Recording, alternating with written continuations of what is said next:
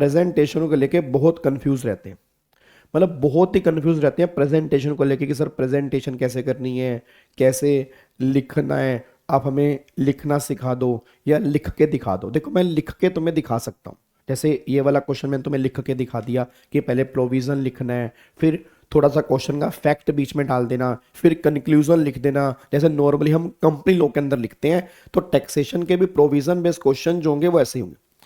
अब बच्चा कहता सर क्या ये लैंग्वेज भी सेम हमें रटनी है या प्रेजेंटेशन ऐसे ही होगी? तो पहले समझो प्रेजेंटेशन का ना कोई फिक्स फॉर्मेट नहीं होता, प्रेजेंटेशन में वेरी स्टूडेंट टू स्टूडेंट। अब ऐसा नहीं, अब कई बच्चे, अब मान लो टाइम कम है, अब टाइम कम है, मैंने इनकम आपको निकाल के दिखाई टेबल में, आप इनकम टेबल में नहीं भी निकाल लेंगे तो भी चलेगा। मैंने डेज आपको निकाल के दिखाए टेबल में, आप डेज टेबल में नहीं भी निकालेंगे तो भी चलेगा। वो तो टाइम पे डिपेंड करता है ना। अभी हमारे पास यहाँ पे टाइम है, वहां पे कई बार इतना टाइम नहीं होता, तो उसके अकॉर्डिंग प्रेजेंटेशन बदल भी सकती है। ये नहीं कि सर ने कहा था टेबल बना के आनी है, हाई टेबल तो बना नहीं पा रहा, इस चक्कर में क्वेश्चन ही नहीं करना, वो गलती मत करना। पेपर पूरा अटेम्प्ट करने की कोशिश करनी है 100 नंबर की, क्योंकि जो तुम क्वेश्चन नहीं करोगे उसके नंबर तो मिलना ही नहीं ना। आप समझो आपने पेपर किया 70 मार्क्स का, 30 नंबर का किया ही नहीं, तो जो किया ही नहीं उसमें तो नंबर 0 ही है।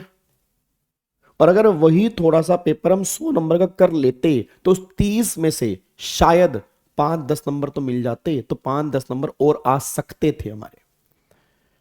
तो मतलब प्रेजेंटेशन में वेरी, प्रेजेंटेशन का कोई फिक्स फॉर्मेट नहीं होता, प्रेजेंटेशन किसी एक्ट में नहीं लिखी होती। जैसे सेक्शन है एक्ट में लिखा है, अब प्रेजेंटेशन थोड़ा एक्ट में लिखी है। प्रेजेंटेशन हर बच्चे के प्रेजेंटेशन मींस क्या कि पेपर नीट एंड क्लीन हो, जो तुमने लिखा हो वो सामने वाले को समझ में आ रहा हो कि तुमने क्या लिखा है। प्रेजेंटेशन मींस क्या कि जो तुम बताना चाह रहे हो सामने वाले को समझ में आए। तुमने बोला ये बंदा RNOR है, RNOR क्यों है, आपको ये एक्सप्लेन करना, मतलब आपके मन में जो रीजन चल रहे हैं वो रीजंस आपको सही तरीके से साफ सुथरी लैंग्वेज में लिख के आने हैं, वही प्रेजेंटेशन बन जाती है। छोटे छोटे पैराग्राफ होने चाहिए, सामने वाले को घुचड़ मुचड़ ना हो रही हो कि तुमने लाइन के ऊपर लाइन चढ़ा रही हो, बस ये ना काम करना।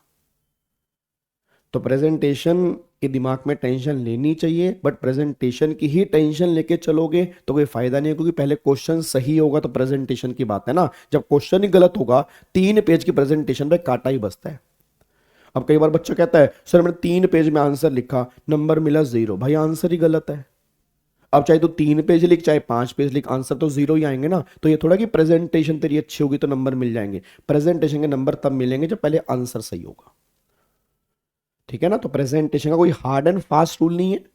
ठीक है, हाँ जो मैंने करके दिखाई, अगर तुम वैसे नहीं कर पा रहे, उससे कुछ बेटर कर सकते हो बेटर कर लो, थोड़ा सा इसमें कुछ कट कर सकते हो कट कर लो, बस मीनिंग सेम निकलना चाहिए। जो एक्ट में लिखा है उसका मीनिंग सेम होना चाहिए, और एक्ट की लैंग्वेज लिखना जरूरी है, ये भी कोई कंपल्शन नहीं। आप अपनी लैंग्वेज के अंदर भी प्रेजेंटेशन दे सकते हो जी। ठीक है ना।